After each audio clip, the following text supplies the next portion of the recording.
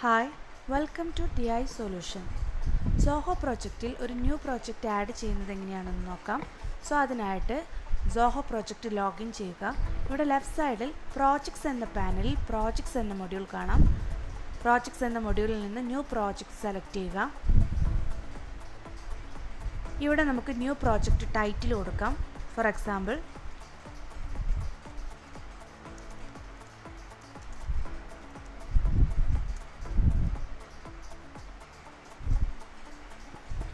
ഓണറെ select ചെയ്യാം. Start ഡേറ്റും end ഡേറ്റും സെലക്ട് ചെയ്യാം.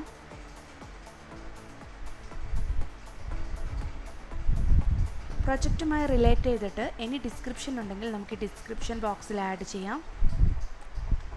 പ്രൊജക്റ്റ് ആക്സസ് സെലക്ട് ചെയ്യാം, പ്രൈവറ്റ് ഓർ പബ്ലിക്.